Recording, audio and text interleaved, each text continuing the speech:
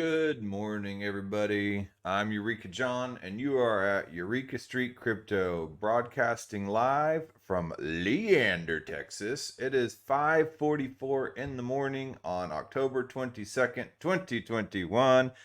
This is episode 304, 304. All right, chugging along every single day, doing my episodes, and I've been doing this every single day since February 6th, 2021, and I've been broadcasting since October 24th, 2020. So 2 days to 1 year.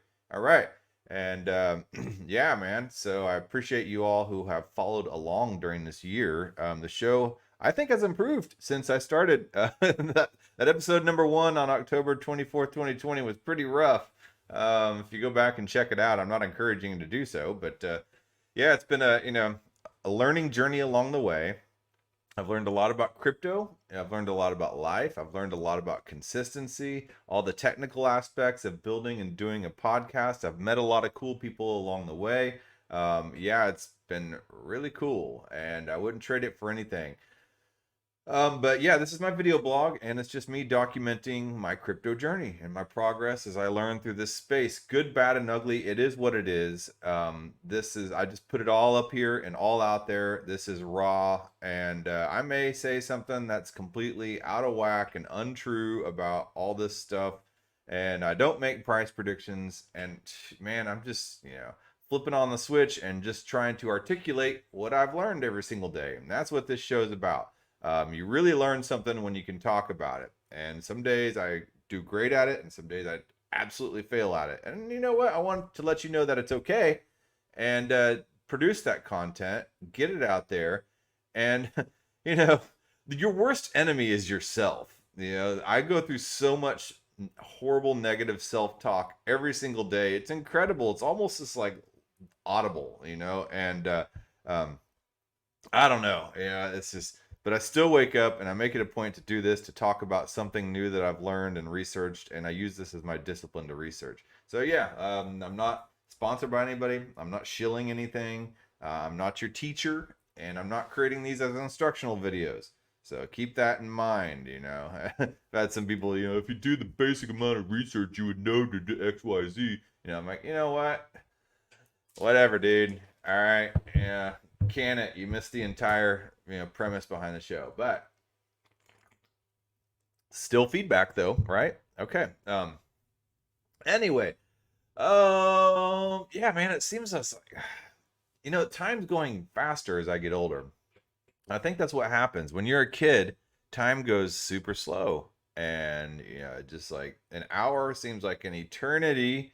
And if your mom puts you in the corner, my gosh, that seems like complete eternity, while you're waiting for that clock to tick. I remember back in what was it, like fourth grade or something like that, and we would go to class, and we did these around the room exercises and these little stations and these pods, and one of those stations was to just look at the clock for 1 whole minute. You can't take your eyes off the clock. You have to watch that second hand go around 60 seconds.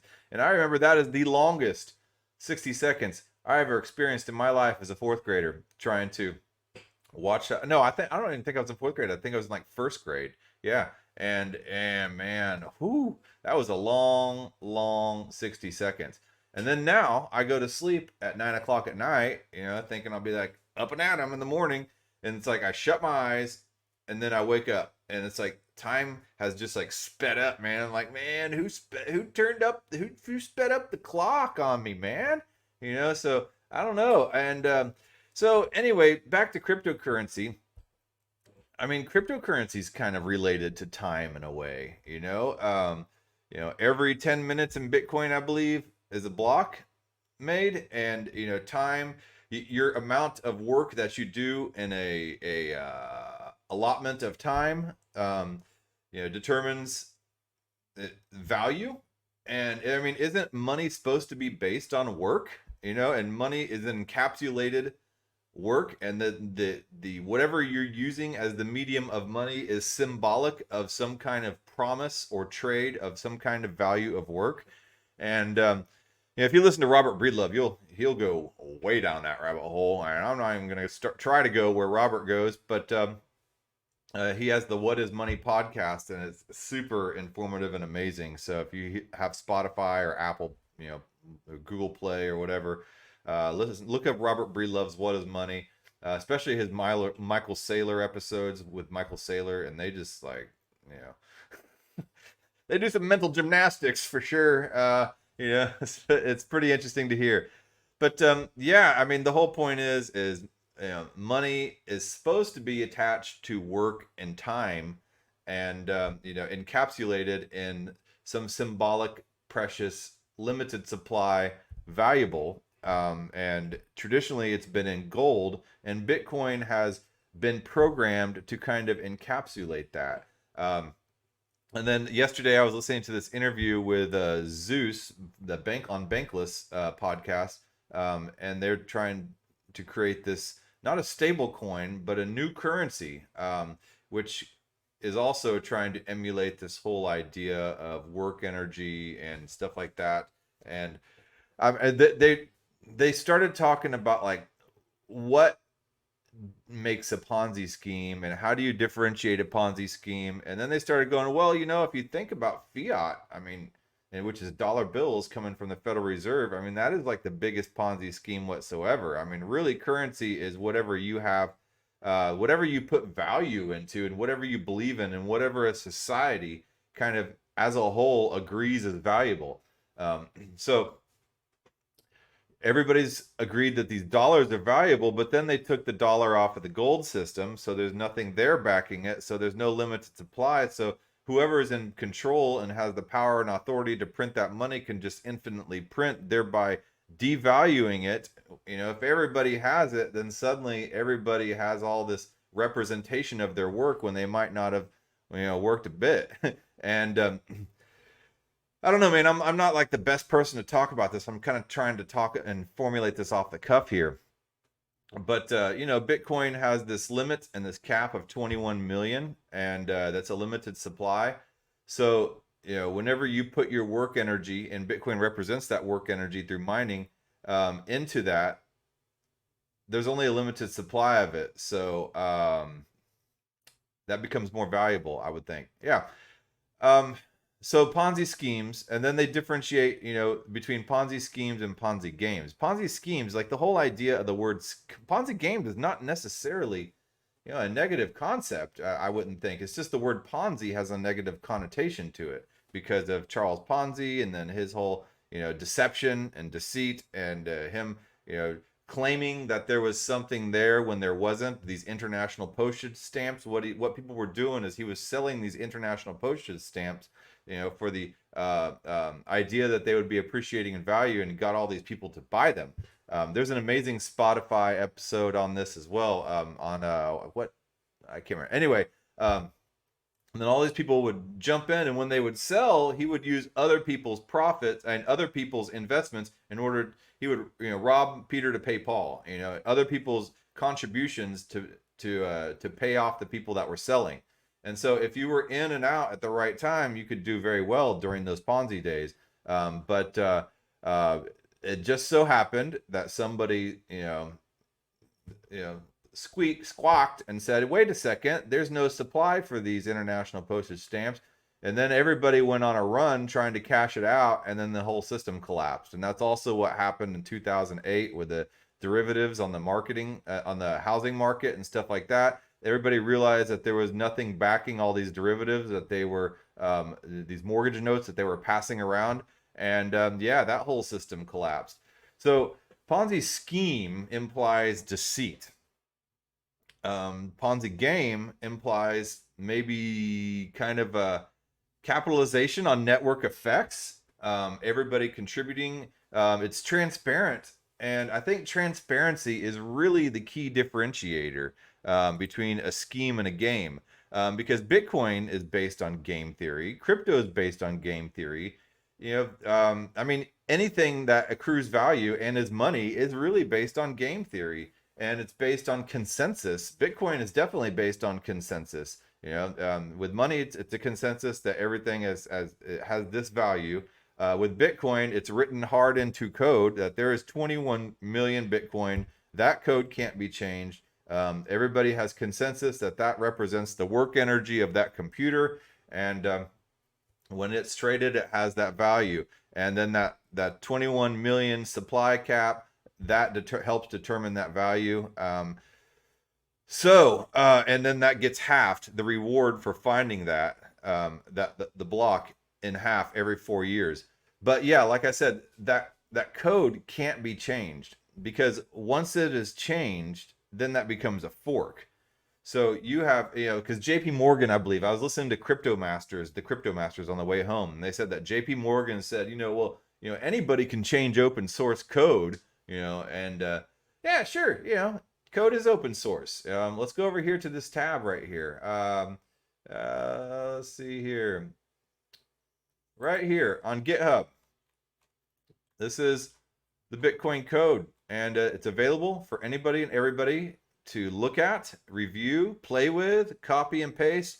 And there are tons and tons of Bitcoin forks out there in which people have changed the code.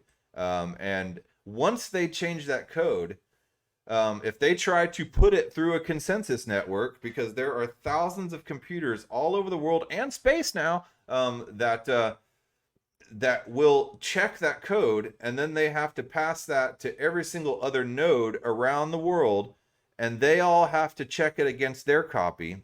And if it does not agree with that copy, if there's any change in that code, then it's rejected, right? So if somebody were to sit there and change that 21 million, and that you can see that for yourself right here in this piece of code.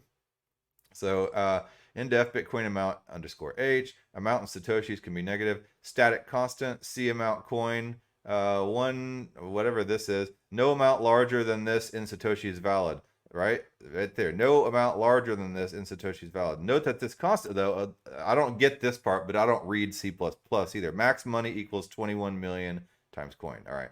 So note that this constant is not the total money supply, which in Bitcoin currently happens to be less than 21 million Bitcoin for various reasons, but rather a sanity check. As this sanity check is used by consensus critical validation code, the exact value of max money constant is consensus critical.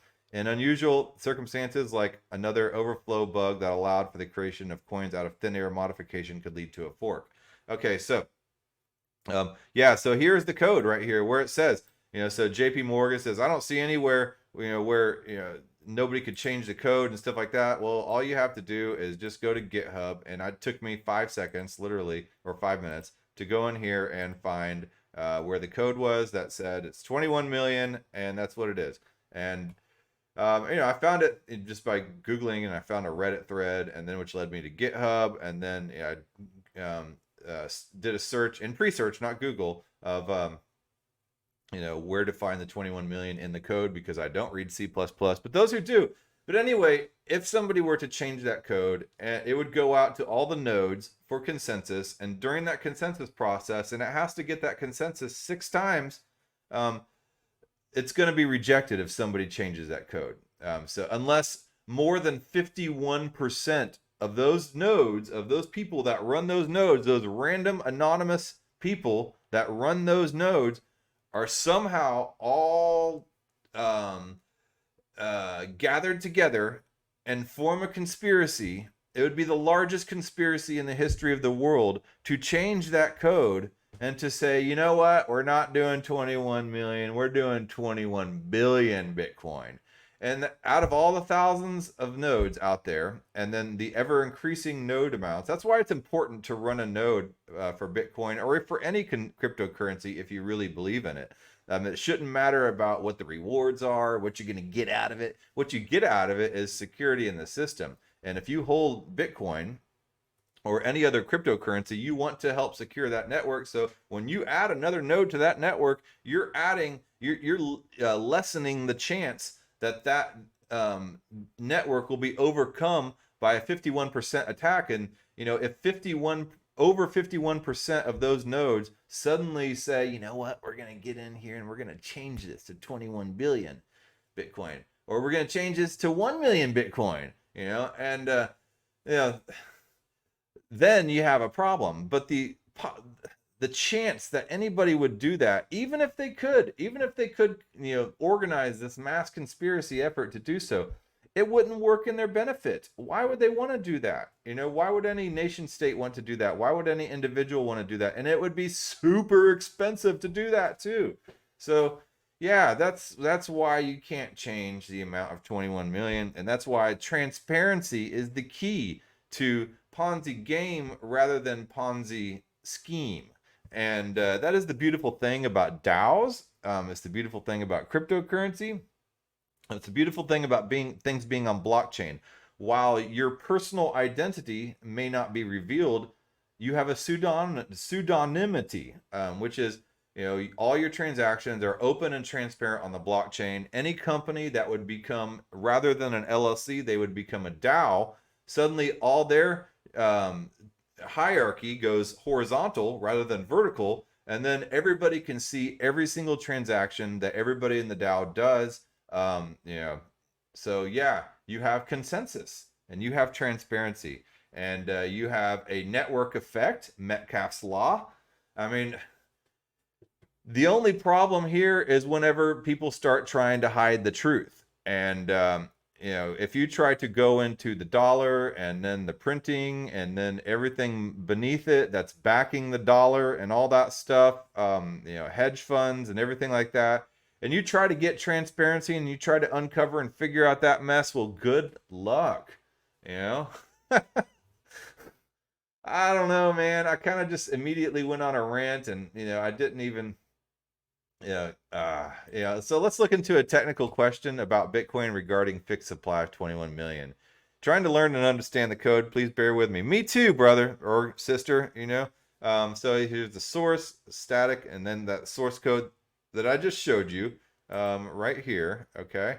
And why is the total supply less than 21 million? What are the various reasons why currently? Many thanks in advance. So they got 14 comments on it. So let's take a look at some of these comments. All right, let me make sure that what you see is what I see on the screen. Okay, good. All right.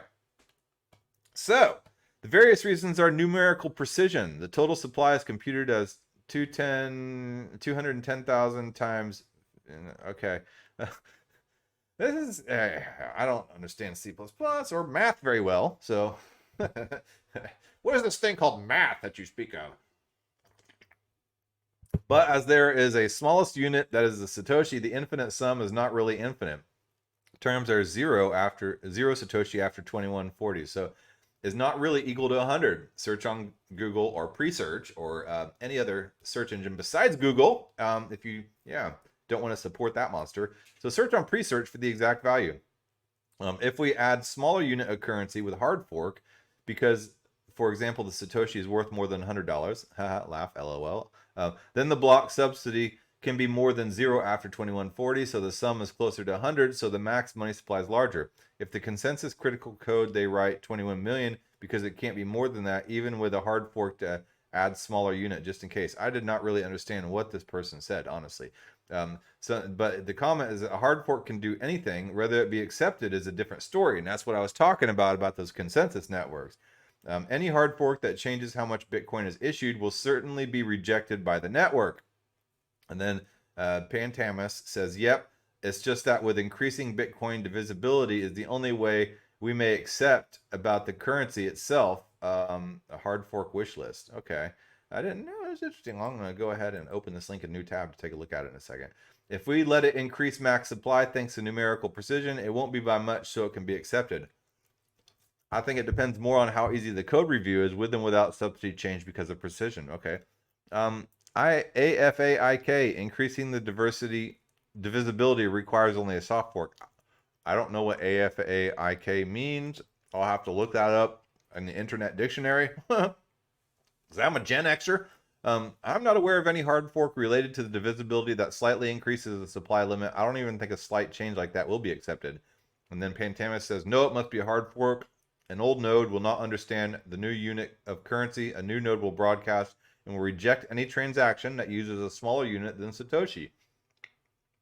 Everybody will need to upgrade to not split the network.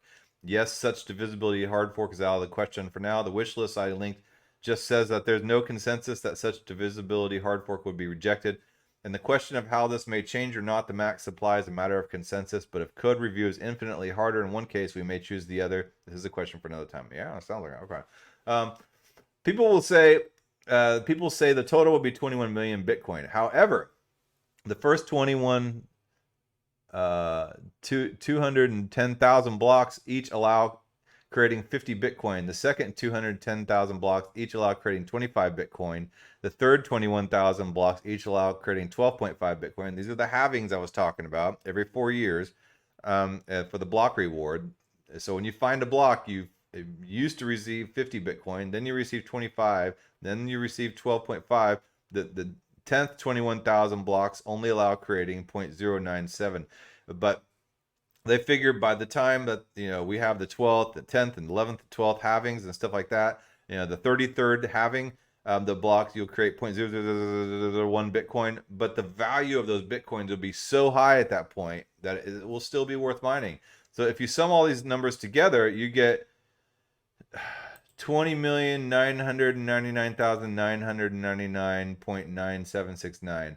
However, due to an oversight or intentionality, the coins created in the Genesis block cannot be spent. That leaves us with almost 21 million, 20,999,949. However, due to an early problem in Bitcoin fixed by BIP30, it was possible to create a Coinbase transaction, not Coinbase, but identical to a previous Coinbase, like an actual Coinbase. This caused the coins created that by older Coinbase to be irreversibly overwritten. This happened in block 91842, overwriting the Coinbase of block this and this. Each time 50 Bitcoin was lost, this leaves us with that amount of Bitcoin that's not quite 21 million. So interesting. I did not know that. However, the protocol rules allow us creating up to the amounts listed above due to various bugs and miners experimenting with code. Some blocks claim less than allowed. These coins can never be recovered. Interesting. And then somebody said they think they can answer this one. When a miner receives a block, he receives a mining reward plus fee. The thing is in the consensus node, the network deciding if the block is valid or not, they only check that the miner used a reward inferior or equal to what he is allowed to give himself. So it is possible for the miner to give himself less money than what he's owed. The Bitcoin then not created are lost forever unless a chain reorg changes the blockchain. Thus, the max supply is less than 21 million. Huh. Okay. And then over here we have an answer saying, short answer, the bounty for mining is a max and not a fixed amount. So further in the weeds, some theorize that a lot of the early mining doesn't even exist anymore and was auto-destroyed.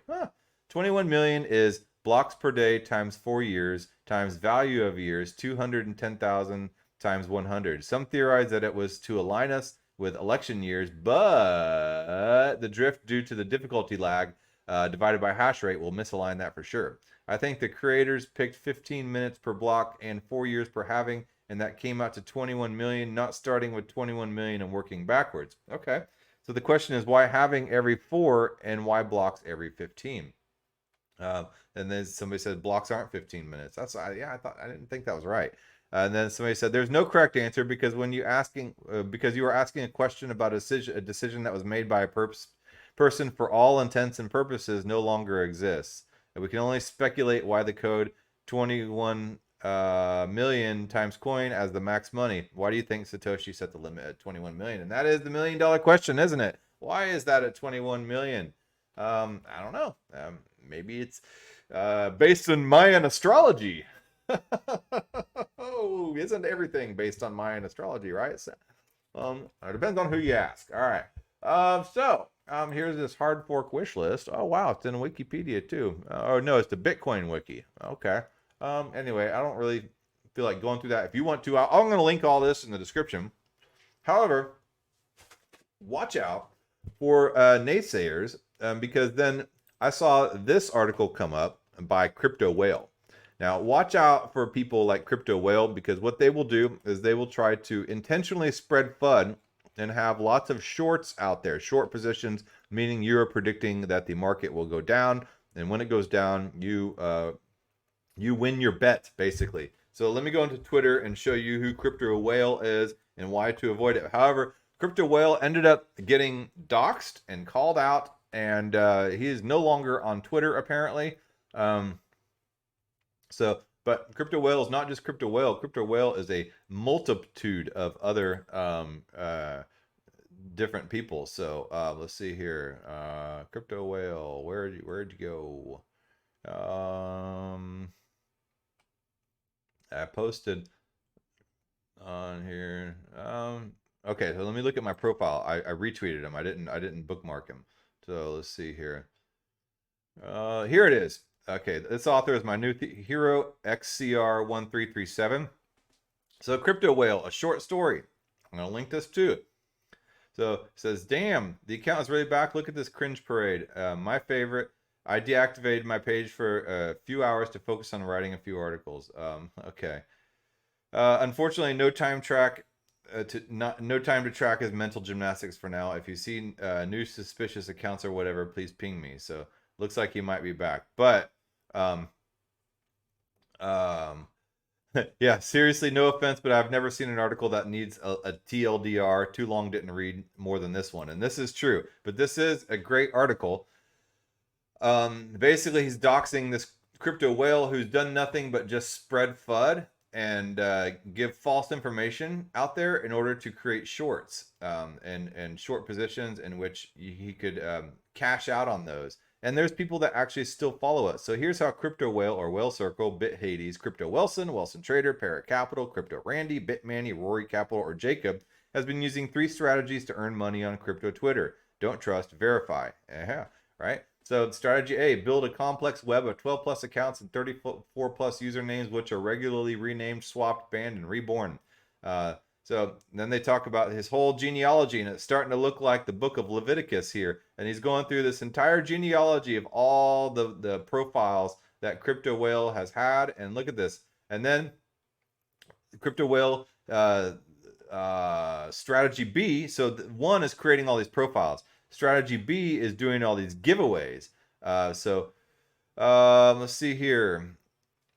Okay, strategy B, growing an audience quickly for free with at least 18 fake giveaways as Crypto Whale totaling more than 310,000 US dollars and at least 16 fake giveaways from 5 connected accounts totaling more than $1,340,000 each of the one currencies. So here's all the giveaways that Crypto Whale has been doing. Yeah, and then strategy C, profit financially by recruiting clients and making them transfer funds to be managed by a supposed professional and offering private mentoring and one-on-one conversations via DM chat, usually on Telegram or Discord. So yeah, watch out for these people on Telegram and Discord that are trying to get you to teach you about cryptocurrency, get you to give them their private keys, get you to send them cryptocurrency for management and all that stuff.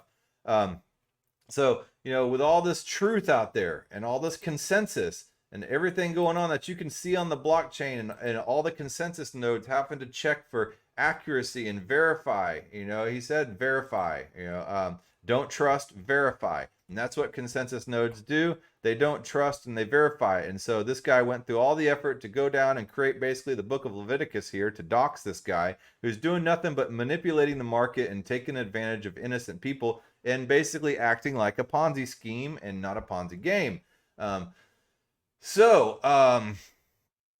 Anyway, yeah, there's all these nodes all over the world, and they all rely on the internet. Yesterday, I pointed out in an article 4 ways that Bitcoin can operate without an internet connection, and I discovered the Blockstream satellite.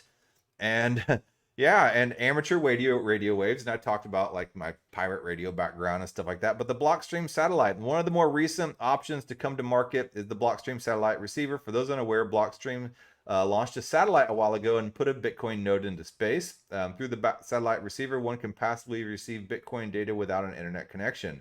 The receiver supports different hardware, software, and hardware wallets depending on your personal preferences. So I went to the Blockstream website. And let's go over here to the Blockstream website. So there's a liquid sidechain, which allows for faster transactions too. Let's just go to the blocks. So here's the Blockstream satellite. Shoot.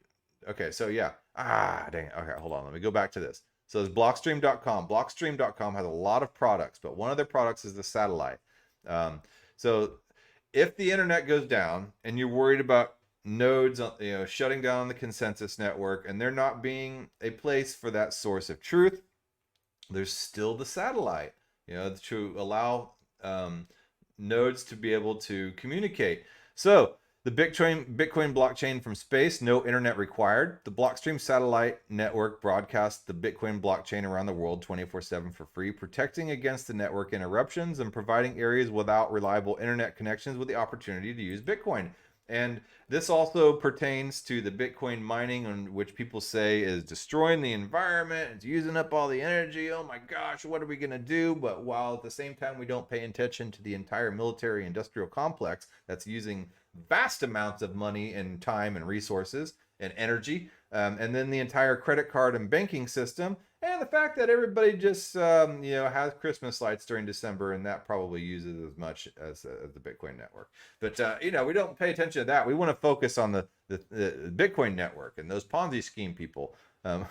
So, but anyway, now people who are burning off excess natural gas, maybe trapped in remote areas, or plants like hydroelectric plants and solar power plants and nuclear power plants that produce all this excess electricity that they aren't able to use, and they just have to just kind of let just fly away. Well, they can use that excess electricity to mine Bitcoin, and you can't get any more green than that.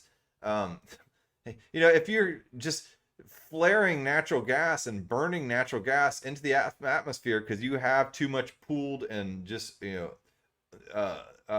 overmined natural gas, I guess, pulled out of the earth, then you have to burn it off. Well, why not just use that to run the Bitcoin miners, right? And that's what people are doing.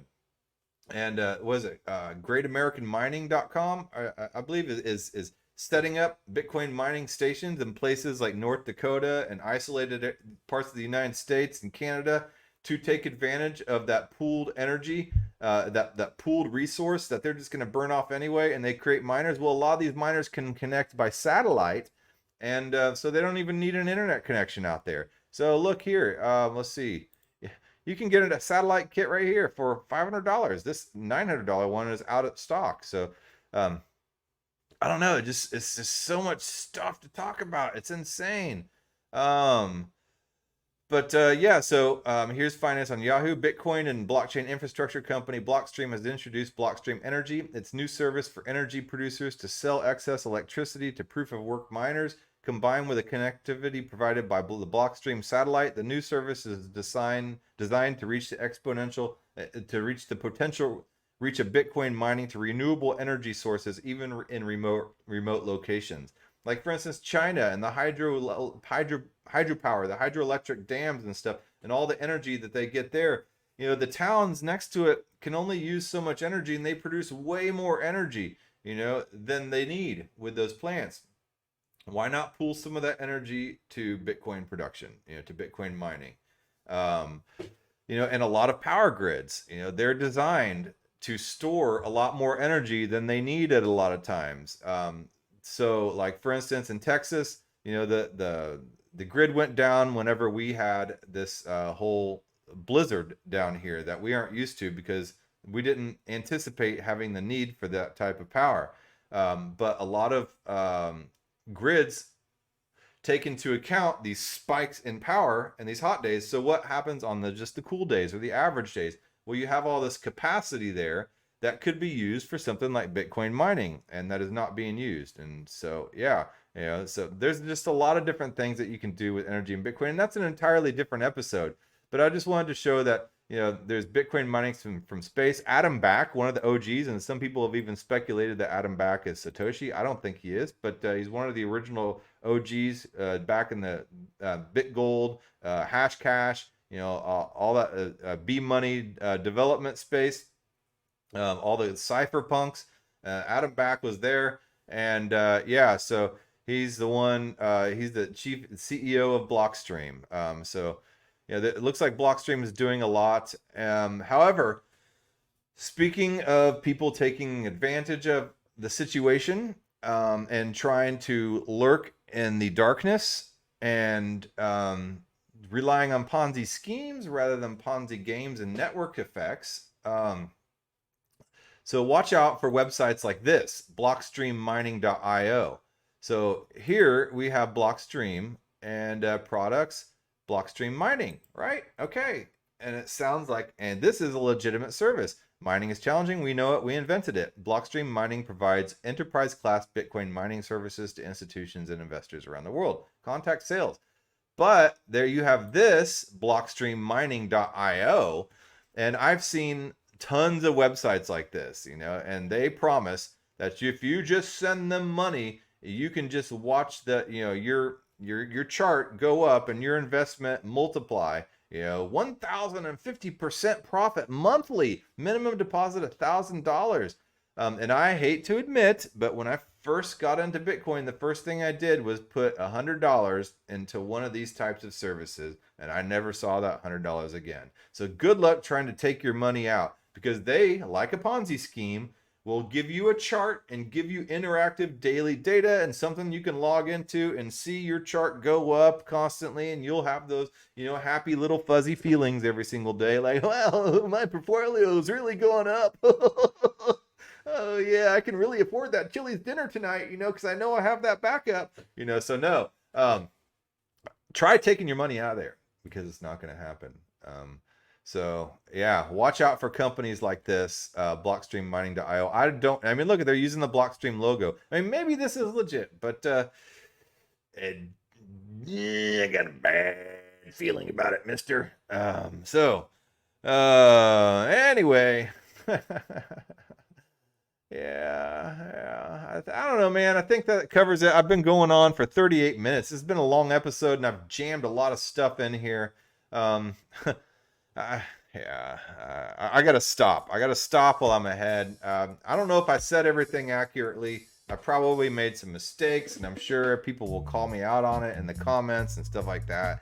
And that's fine. That's what this show's about, is me trying to figure this stuff out and surfing a bunch of websites, looking at the overall data. Let me get this off my screen.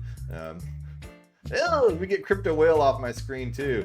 And let me get to something over here a little more refreshing, which is the Bitcoin source code. All right. So, man, I think I surfed away from the Bitcoin source code. Okay. Whatever. Yeah. All right. Actually, let's go over here to the Blockstream homepage. Yeah, that's a little refreshing. Okay. So we'll go over here to the Blockstream homepage. All right. So you guys have a good day. Tomorrow's Friday. No, today's Friday. Tomorrow I have interview with Skateverse.xyz, and they are an NFT project that is creating a metaverse, an entire meta skate park, a skate park on the metaverse, and we're just a bunch of skaters, and they're building these NFTs, kind of like Avagachi style, and which have attributes and everything like that. They're going to be building this metaverse skate park, so we'll talk about that tomorrow. All right. That being said, I got to get to work. Got to go earn that GDP. Got to put in my work energy to be able to get my representation of that work energy in the form of dollar bills. But the dollar bill is being printed and printed and printed. So the value of my work energy is being diminished every single day. The more money is printed. Yeah, that's why I'm glad I'm investing in cryptocurrency and Bitcoin. So, all right. Thank you for listening, and give me a thumbs up on the videos. I'm putting this up on YouTube, Odyssey, and BitChute, and I will talk to you tomorrow.